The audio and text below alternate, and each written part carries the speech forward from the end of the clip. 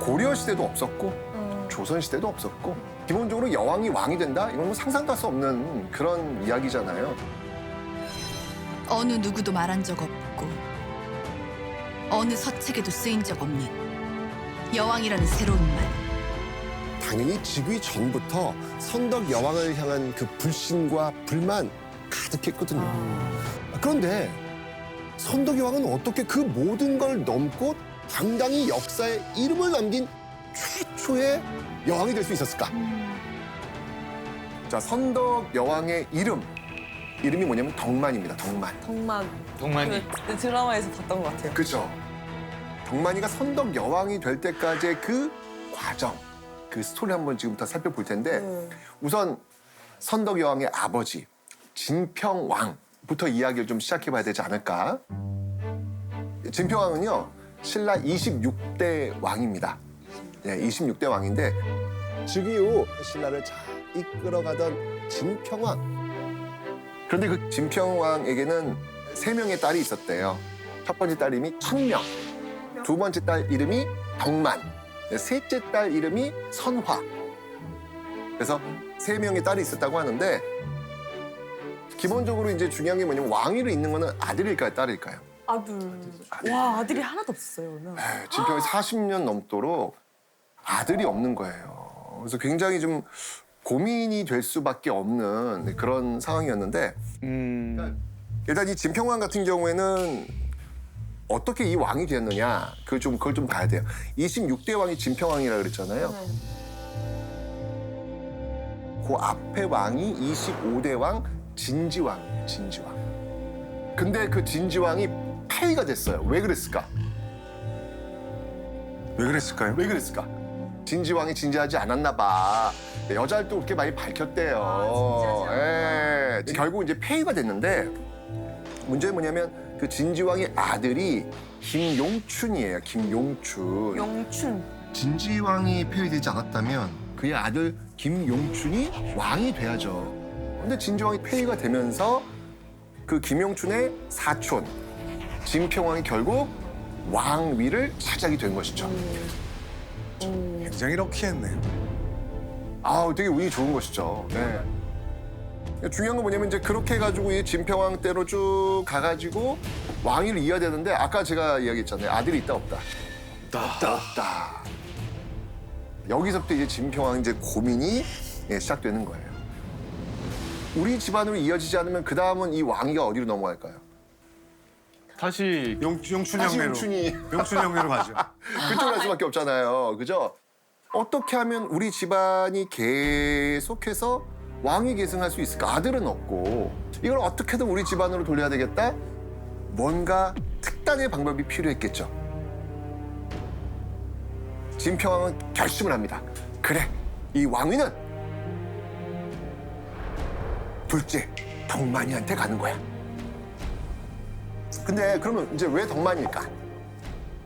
좀 똑똑했나? 맞아요. 되게 총명하고 네, 되게 인자하고 너그럽고 아주 총명하다는 그 기록이 있어요. 봐도 하나의 그 일화인데 중국에서 꽃씨, 모란을 보냈나 봐요. 모란씨를 보냈나 봐요. 꽃씨하고 꽃이 피면 어떤 꽃이 피는지 그 그림을 보냈나 봐요. 네. 근데 딱 그 그림을 보더니 덕만이가 그랬대요. 아버지, 이 꽃은 향기가 나지 않습니다. 아니 그림만 보고 아직 꽃이랑 꽃 그림밖에 안 났거든요. 향기가 없는데요? 라고 이야기를 했대요. 어떻게 알았을까요? 딸내미가 없다고 하니까 이건 또 웬 또 딴지 같은 소리야? 야, 한번 씹어봐. 라고 했더니 진짜로 향이 없더래요. 그래서 아직 피지도 않고 너 처음 보는 꽃인데 어떻게 알았냐 했더니 꽃 그림에 모란 꽃은 있는데 그 주변에 나비가 없더래요. 향기가 없어. 나비가 없다는 이야기는 그 꽃에 향이 없음을 그림을 보고 단박에 알아챈 거죠.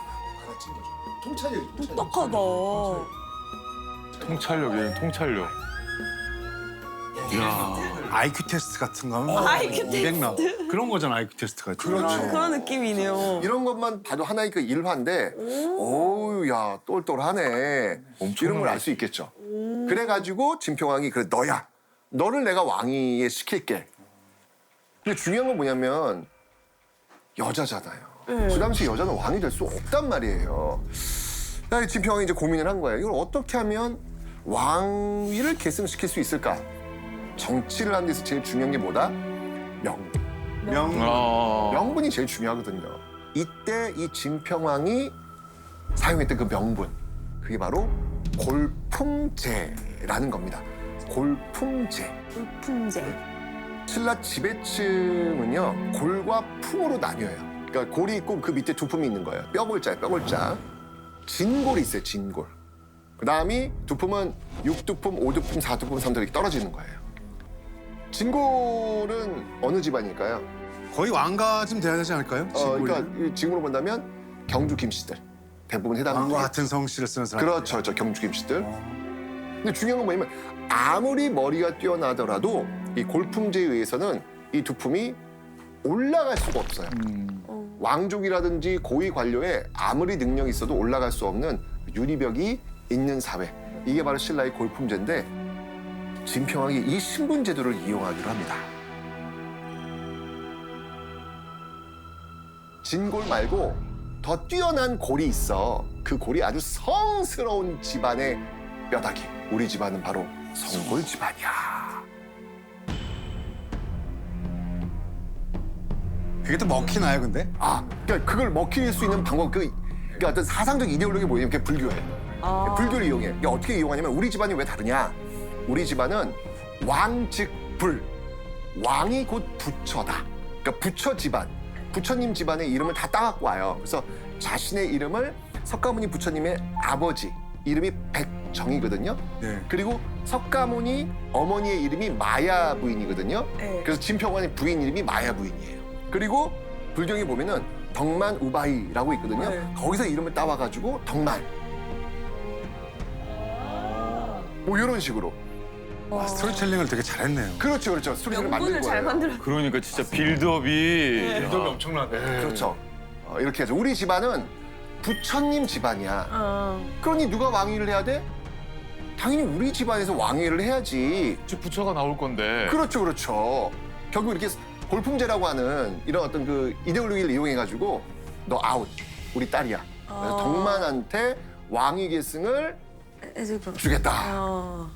오. 근데 기본적으로 이제 그 당시에 이렇게 설득을 했다고 해도 이 진골 귀족들이 아니 어찌 여자가 왕위를 한단 말인가? 말이 돼? 성골, 진골? 웃기는 소리. 그러니까 반대 세력이 이게 있구나.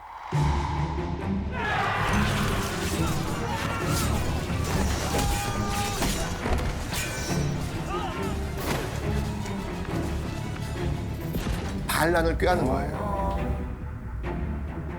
근데 중요한 거는 진평왕이 그 사실을 미리 알았어. 영모를 꾀한다. 석품과 칠수기라고 해서 다 잡아들여요. 다 잡아들여가지고 칠숙 같은 경우에는요. 모가지를 빵 치면서 구족을 멸하라고 합니다. 구족. 구족을. 씨를. 그 가문을 그냥 없앤다는 그렇죠. 약간. 그냥 씨를 말려버리는 거죠. 그리고 석품도 그냥 모가지 댕강. 그러니까 이렇게 한 이유가 뭘까요? 내 딸이 왕위를 지키기 위해. 그렇죠. 너희들 반기를 들고 나오네? 그럼 어떻게 되는지 내가 보여줄게. 강력한 경고 메시지를 보낸 거죠, 지금. 아버지의 힘이 엄청 컸네요, 그러면. 강력한 경고 메시지를 보낸 거죠. 명왕 아버지는 다 좀 무섭군요. 왕권 강화를 다 해주시고 돌아가시는 거. 그러네요. 세종의 아버지 이방원도 그랬고 덕만의 아버지 진평왕도 그랬네요. 그러니까요. 예. 그런 식으로 해가지고 결국은 아버지가 탁 만들어놓은 자리 위에 드디어 우리 역사상 최초의 여왕 선덕 여왕이 짜잔 하고 등장하게 되는 겁니다.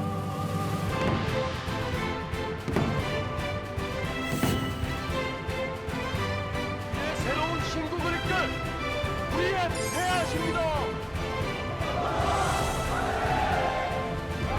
그때 선덕 여왕한테 붙였던 이름이 뭐냐면 성조황후예요. 귀한 피를 이어받은 어머니 같은 임금님. 그냥 극찬을 한 거죠, 그냥.